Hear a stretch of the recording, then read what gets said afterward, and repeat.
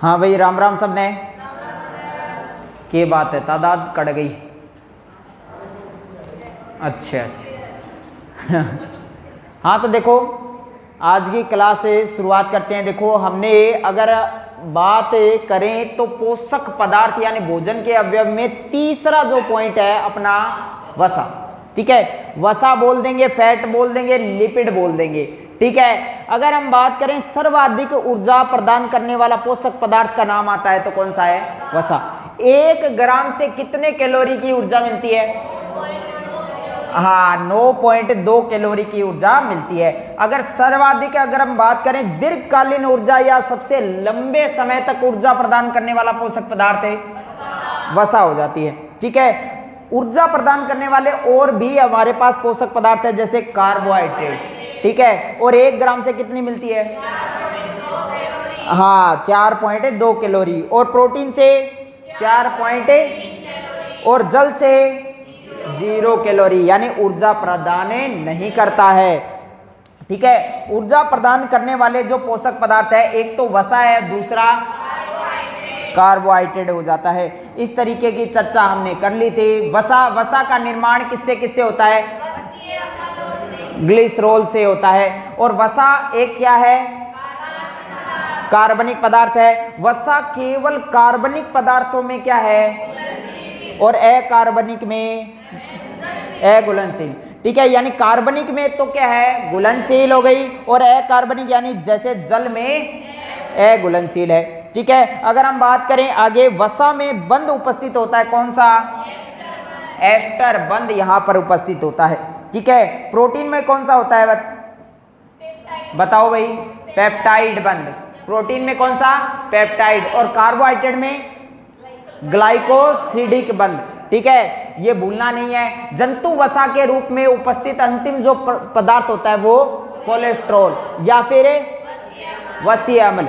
अगर आगे बात करें कि वसा का पाचन हमारे शरीर में कौन करता है? यकृत। यकृत के अंदर क्या बनता है? पित्तरस। पित्तरस से अगर हम बात करें, पित्तरस क्या करता है? वसा को वसीय अम्ल में बदलता है। इसी चीज को हम वसा का पाचन कहते हैं, और वसा के पाचन का नाम है वसीयकरण या फिर इमल्सिफिकेशन। ठीक है, वसा का हमारे शरीर में संचयन या इकट्ठा कहां पर होता है? लीवर में व त्वचा की निचली परत में। ठीक है, ये बातें भी हमने देख ली थी। फिर वसा के स्रोत के रूप में दूध, घी सर्वाधिक वसा का स्रोत है। ठीक है, मक्खन, दही, छाछ, फिर मछली, अंडा, तेल में सबसे अधिक है सरसों का तेल हो जाता है। फिर दूसरे नंबर पे मूंगफली, फिर सूरजमुखी, फिर नारियल का तेल। अन्य और भी खाद्य तेल इसमें आ जाते हैं फिर इसके नीचे। ठीक है, इसी तरीके से आगे हम बात करते हैं वसा से होने वाले रोग। इसमें कमी से रोग होते हैं, अधिकता से विशेष रूप से या फिर ओबेसिटी हो जाता है। और इसी मोटापे के साथ साथ में चलते हैं अनेक रोग। ठीक है, तो मोटापे से बचें। समझ में आ गया? आगे हम बात करते हैं। देखो, यहाँ मधुमेह या डायबिटीज 2 प्रकार के मैंने लिखा रखे हैं, एक तो इंसिपिडस और एक मेलिटस। ये ध्यान में रखना है। BMI ये फुल फॉर्म पूछ ली जाती है, बॉडी मास इंडेक्स। अगर कोई व्यक्ति मोटापा का शिकार है तो मोटापे का शिकार है, इसका मतलब 30 से अधिक उसका BMI है। 30 से कम है तो व्यक्ति क्या है? स्वस्थ है। ये बात ध्यान में रखना। आगे हम चर्चा कर लेते हैं। देखो, वसा के अन्य जो बिंदु है उनकी हम चर्चा कर लेते हैं। हाँ, स्वस्थ हो तुम लोग। ठीक है, अगर हम बात करें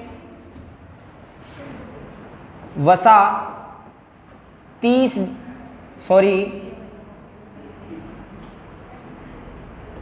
डिग्री सेल्सियस के तापमान के नीचे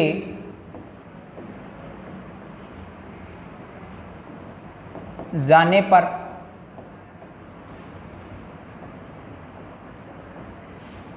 जम जाती है।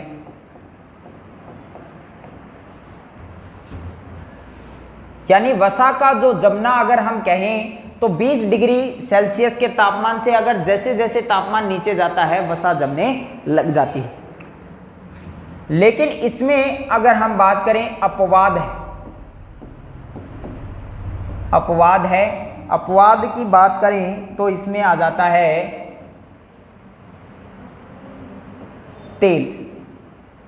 तेल का जमाव नहीं होता। तेल जमता है क्या? 20 डिग्री से नीचे अगर तापमान आ जाए तो तेल नहीं जमता है। अब तेल में भी एक अपवाद आ जाता है,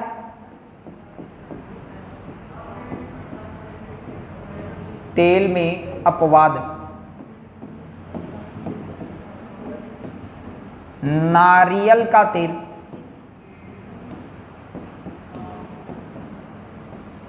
बीस डिग्री सेल्सियस के तापमान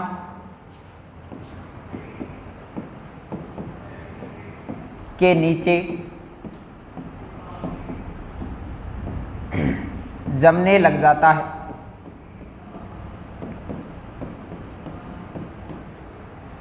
जमने लग जाता है, तेल में अपवाद हो जाता है। नारियल का तेल 20 डिग्री सेल्सियस के तापमान के नीचे जमने लग जाता है। नेक्स्ट क्वेश्चन क्या बात बनती है? एक और वसा के ऊपर क्वेश्चन आता है। शरीर में ऊर्जा का केंद्र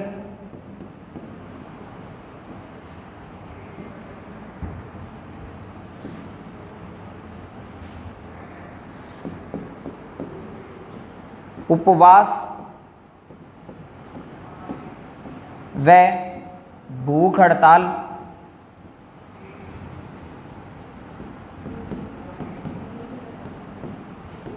में ऊर्जा का स्रोत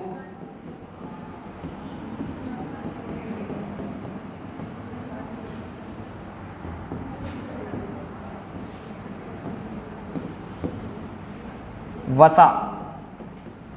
मैंने क्या बताया कि शरीर में ऊर्जा का केंद्र अगर बात कर दिया जाए कि शरीर में ऊर्जा का केंद्र क्या है तो वो वसा है। और उपवास हम भूख हड़ताल कर देते हैं या फिर हम बात करें कोई उपवास रखते हैं, व्रत रखते हैं, तब हम कोई खाना नहीं खाते हैं, तब उस समय ऊर्जा हमारे शरीर को कहाँ से मिलती है? इसी वसा से मिलती है। क्योंकि इस वसा का संग्रहण किसने किसने किया है? हमारे लीवर ने और त्वचा की निचली परत ने। ठीक है, इसके अलावा कुछ वसीय उत्तक होते हैं जो त्वचा की निचली परत में या फिर मांसपेशियों के अंदर होते हैं। ठीक है, क्या नाम बताया मैंने? वसीय उत्तक। इस बात को भी यहां पर नोट कर लेते हैं। वसा का संग्रहण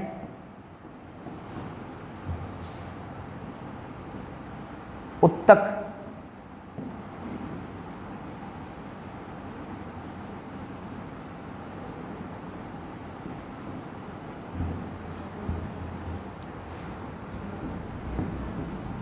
वसीय उत्तक उत्तकों में, वसीय उत्तकों में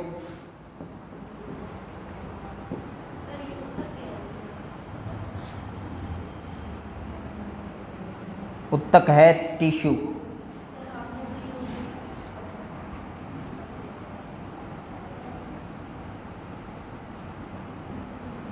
अब सही है। गर्भवती महिला के द्वारा सेवन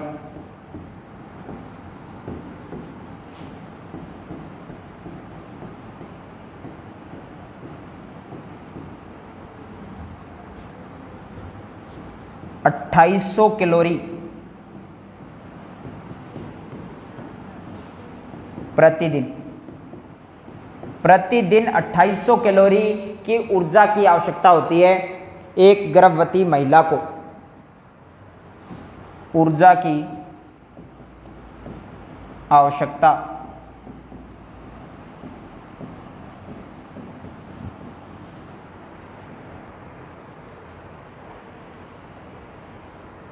वसा 20 डिग्री तापमान पर जमने लग जाती है, लेकिन तेल जमता नहीं है। लेकिन तेल में भी ऐसा तेल है जो जम जाता है, वो नारियल का तेल है। ठीक है। इसके अलावा अगर हम बात करें शरीर में ऊर्जा का स्रोत बोल देंगे या केंद्र बिंदु बोल देंगे तो वसा है। उपवास या भूख हड़ताल होने पर भी ऊर्जा कहां से मिलती है अपने को? वसा से। ठीक है। वसा का संग्रहण उत्तक पूछ ले तो ये वसीय उत्तके होते हैं। ठीक है। आगे हम बात करें कि गर्भवती जो महिला है उसको ऊर्जा की आवश्यकता कितनी होती है? 2800 कैलोरी तक इसको आवश्यकता होती है। लिख लिया यहां तक? आगे चलते हैं। देखो अब एक क्वेश्चन ये भी बन जाता है बहुत बार कि ऊर्जा की आवश्यकता से संबंधित, ऊर्जा की आवश्यकता,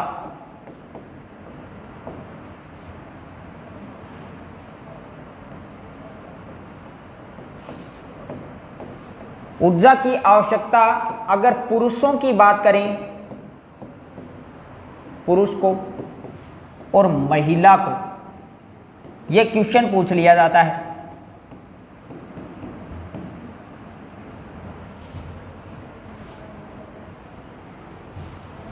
इसमें एक विश्रामावस्था में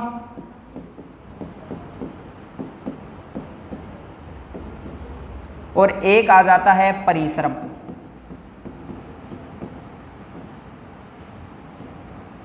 परिश्रम में अगर कोई महिला विश्रामावस्था में है,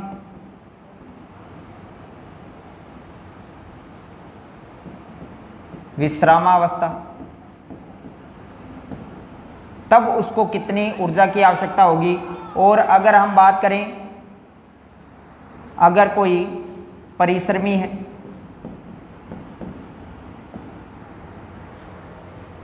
तब उसको कितनी आवश्यकता होगी।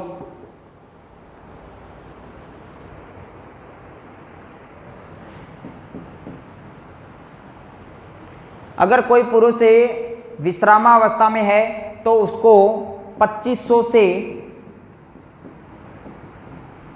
3000 कैलोरी की आवश्यकता होगी। अगर परिश्रमी है या परिश्रम का कार्य करता है तो उसको 3000 से 4000 कैलोरी। जैसे कोई खेती कार्य कर रहा है, विश्रामावस्था में बात करें तो 2100 कैलोरी, और परिश्रमी है तो 2500 कैलोरी।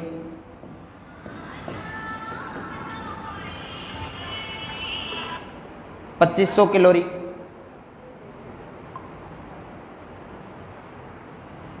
तो देखो एक तो पुरुषों को अगर पुरुष में बात करें तो ऊर्जा की आवश्यकता अगर विश्रामावस्था में है तो 2500 से 3000। ठीक है। परिश्रम में है तो 3000 से 4000। कहीं पर ये रेंज 3500 से 4000 भी है तो इसी के मध्य आ जाती है। ठीक है। महिलाओं की बात करें तो विश्रामावस्था में फिक्स है 2100 कैलोरी तक, इससे ऊपर नहीं होना चाहिए। अगर इससे ऊपर हो गया तो उसका मोटापे का शिकार हो सकती हैं। ठीक है। परिश्रमी महिला है तो वहां पर 2500 कैलोरी तक उसको ऊर्जा प्राप्त करनी है, यानी वसा का सेवन करना है। बात समझ में आ गई? यह विशेष रूप से चर्चा की जाती है। एक और बात हम कर लेते हैं। देखो मगरमच्छ में वसा का संग्रहण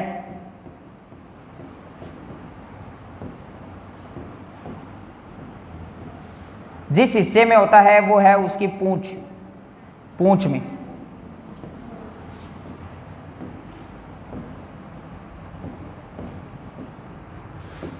और एक नाम आता है ऊंट। ऊंट में वसा का संग्रहण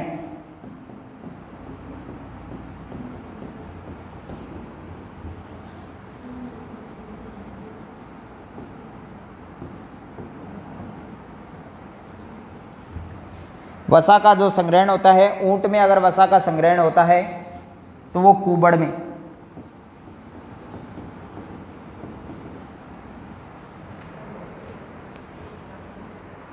कुबड़ में विशेष रूप से वसा का संग्रहण होता है और ऊंट इसी के कारण कई दिनों तक बिना पानी पिए रह सकता है। ठीक है, तो मगरमच्छ में पूंछ इसका केंद्र हो जाता है, यहां पर कुबड़ हो जाता है। यह विशेष रूप से बात निकल के आ जाती है। बात समझ में आई? वसा का टॉपिक हमने पूरा कंप्लीट कर लिया है। वसा से संबंधित जो भी बातें थी, जो भी क्वेश्चन आते हैं, वो सारे हमने चर्चा कर लिए हैं। इसमें ऊर्जा के बारे में ये पूछ लिया जाता है, किस व्यक्ति को कितनी ऊर्जा प्राप्त करनी होती है। ठीक है, और विश्रामावस्था में पूछ लिया जाता है। परिश्रम में अलग अलग तरीके से क्वेश्चन आते हैं कि पुरुषों में विश्रामावस्था में ऊर्जा की आवश्यकता होती है 2500 से 3000, और पुरुषों में परिश्रम या परिश्रमी अगर पुरुष है तो उसको ऊर्जा की आवश्यकता होती है 3000 से 4000, कहीं कहीं पर 3500 से 4000 मिलेगा आपको। ठीक है, विश्रामावस्था, महिला विश्रामावस्था में ऊर्जा का सेवन करती है 2100, और परिश्रमी महिला के लिए 2500, गर्भवती महिला के लिए 2800। समझ में आ गया? तो ये विशेष रूप से बात निकल के आती है। अगर बात, ये भी मैंने क्वेश्चन अलग से लिखाया हुआ है, किस पोषक पदार्थ का सेवन सर्वाधिक गर्भवती महिला को करना चाहिए? प्रोटीन का। किसका? प्रोटीन का। प्रोटीन का सेवन करना चाहिए। तो ये वसा के बारे में सारी चर्चा हो जाती है। अब अपने स्टार्ट करते हैं। देखो 4 नंबर है,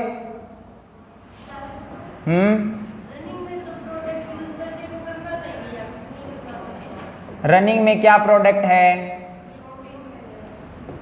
प्रोटीन है। प्रोटीन का अगर सेवन कर रहे हैं तो बहुत अच्छी बात है, क्योंकि बाल्यावस्था में विशेष रूप से प्रोटीन का सेवन होना चाहिए। समझ में आ गया? बाल्यावस्था में सर्वाधिक होता है, दूसरे नंबर पे अपने युवावस्था में होता है, तीसरे नंबर पे अपने वृद्धावस्था में प्रोटीन का सेवन होता है। प्रोटीन का अगर सेवन आप कर रहे हो तो बहुत ही अच्छी बात है। समझ में आ गया? जैसे दालों का सेवन सबसे ज्यादा करो। ठीक है, अलग अलग जो दालों का सेवन करो। प्रोटीन हो चुका ना। यहां पर करते हैं विटामिन। विटामिन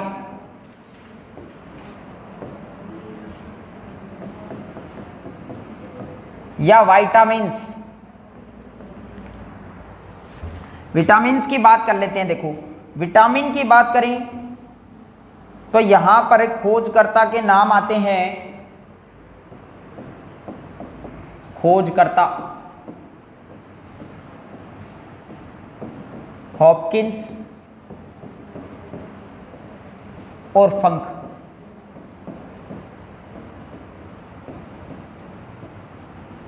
हॉपकिंस और फंक का नाम आता है।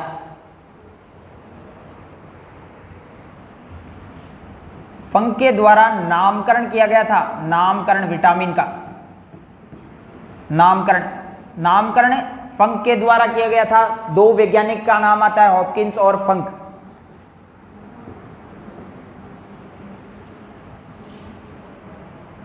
फिर एक और नाम आता है। देखो अगर हम बात करें विटामिन के, विटामिन ए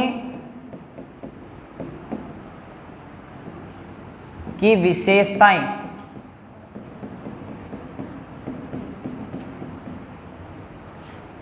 विटामिन की विशेषताओं में सबसे पहला पॉइंट तो यह है कि यह अकार्बनिक पदार्थ है।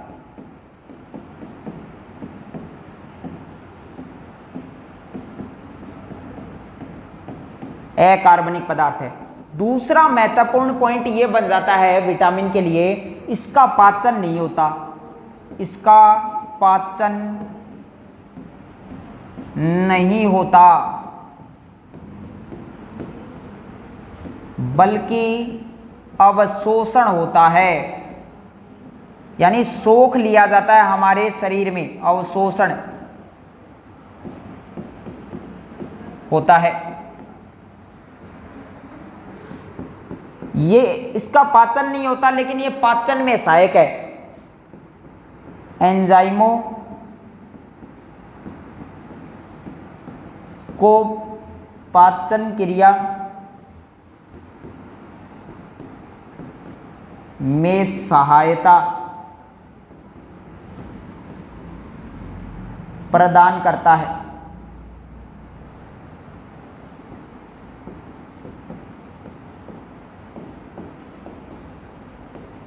सहायता प्रदान करता है।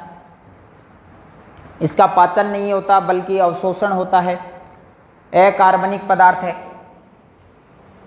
अगर हम बात करें रोग प्रतिरोधक क्षमता, रोग प्रतिरोधक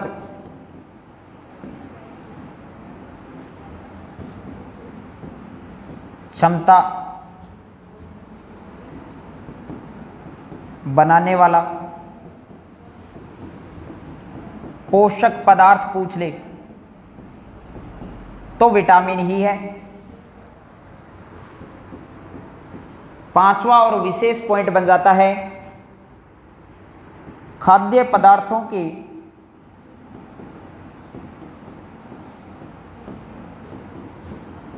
संरक्षण व गर्म करने और धुलाई करने, यानी पानी में उनको साफ करने पर, पानी से साफ करने, धुलाई करने पर सबसे पहले नष्ट होने वाला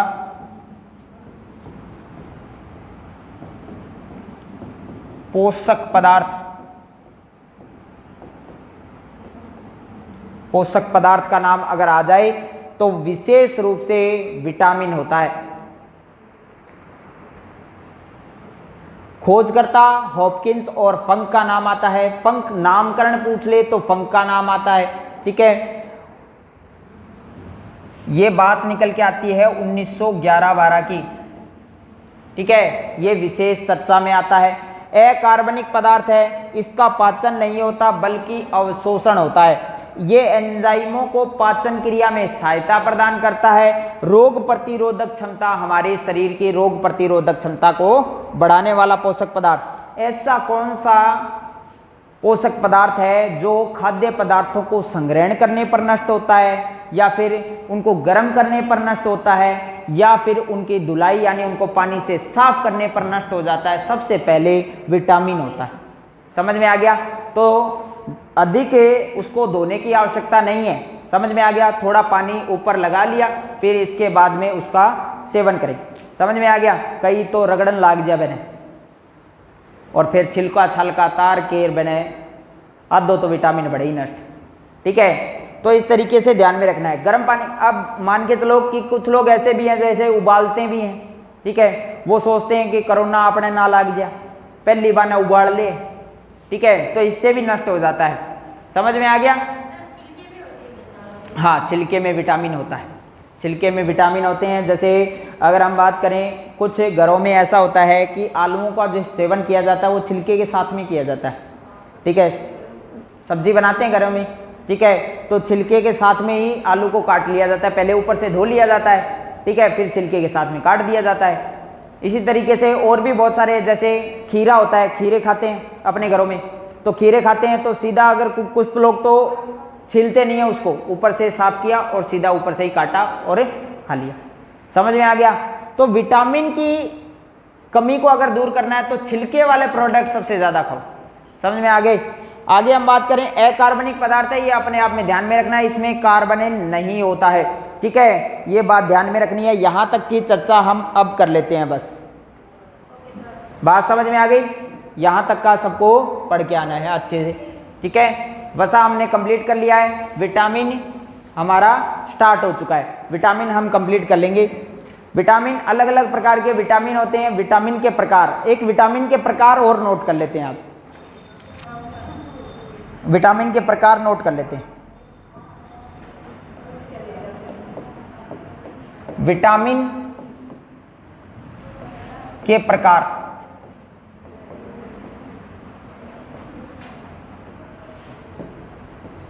जल में घुलनशील,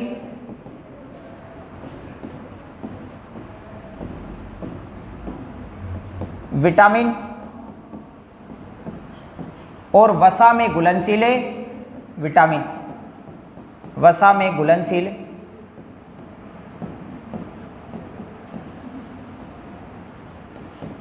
विटामिन।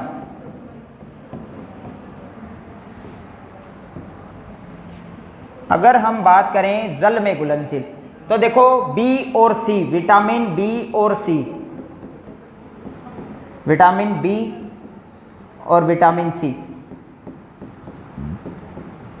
इसका मतलब हो गया भैंस, समझ में आ गया। और भैंस कहाँ जाती है? पानी, गई भैंस पानी में, ठीक है। तो जल में घुलनशील विटामिन ए, बी और सी, ठीक है। और सीधा याद रखना है गई भैंस पानी में, ठीक है। फिर आगे हम बात करते हैं वसा में घुलनशील।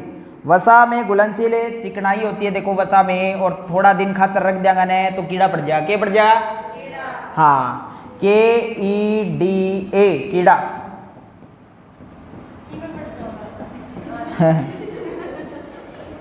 चिड़पड़ाहट हो जाएगी ना, ठीक है। विटामिन के, विटामिन ई, विटामिन डी और विटामिन ए, ये विशेष रूप से वसा में घुलनशील विटामिन है। और यही वो विटामिन है जिनका अगर हम बात करें तो यकृत या लीवर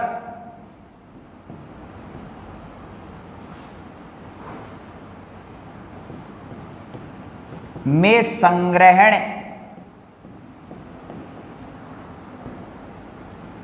संग्रहण होता है, और इनका यकृत या लीवर में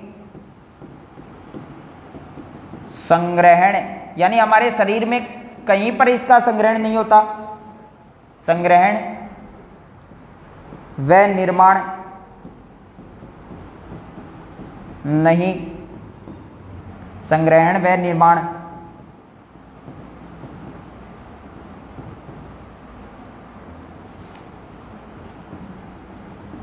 इसमें विटामिन डी का निर्माण त्वचा, त्वचा से अगर पूछ लिया जाए विशेष रूप से कौन सा विटामिन का निर्माण होता है, विटामिन डी का निर्माण होता है। जैसे ही धूप हमारे त्वचा के ऊपर पड़ती है विटामिन डी का निर्माण हो जाता है। अगर धूप नहीं पड़ रही है तब भी हमारे शरीर को विटामिन डी की आवश्यकता की पूर्ति कौन कर देता है? त्वचा कर देती है। इसके अलावा विटामिन डी का निर्माण हमारे यकृत या लीवर के द्वारा भी किया जाता है। एकमात्र विटामिन देखो, जैसे अगर हम बात करें, यहां पर मैं नोट करके बात लिख देता हूं, यहां पर लिख देता हूं, विटामिन बी और सी ये ऐसे विटामिन है जो तरल रूप में या फिर हरी भरी सब्जियों में जिनको ग्रहण करना जरूरी होता है। हमारे शरीर में कहीं पर भी ऐसा कोई पदार्थ नहीं है जिससे इनका निर्माण हो सके, ठीक है, विटामिन बी और सी से। इनका ताज़ा जैसे पादपों में इनका निर्माण सबसे ज़्यादा देखा जाता है, समझ में आ गया। इसलिए इनको लगातार ग्रहण करने वाले विटामिन भी कहते हैं, ठीक है। ये बात यहाँ पर मैं यहाँ पर नोट कर ही लो, लगातार ग्रहण करने वाले विटामिन लगातार हमारे शरीर को आवश्यकता होती ही है, इनकी कमी देखने को मिल जाती है। लगातार ग्रहण करने वाले विटामिन कौन से हो जाते हैं? बी और सी। ऐसे कौन से विटामिन है जिनका हमारे शरीर में निर्माण नहीं होता? बी और सी। जल में घुलनशील विटामिन बी और सी, ठीक है, और इनका संग्रहण नहीं होता, वो भी कौन से हैं? बी और सी, ठीक है। नोट करके, जल व वसा दोनों में घुलनशील नहीं है, दोनों में घुलनशील नहीं। विटामिन B7, इसको H विटामिन भी कह देते हैं। बायोटीन, हम आगे देखेंगे, इसका वैज्ञानिक नाम बायोटीन होता है। विटामिन B7 का जल व वसा दोनों में घुलनशील नहीं होती हैं, यानी अघुलनशील है, न तो जल में घुलता है न वसा में। बात समझ में आ गई? यहां तक का आपको सभी को याद करके आना है, पढ़ के जरूर आना है।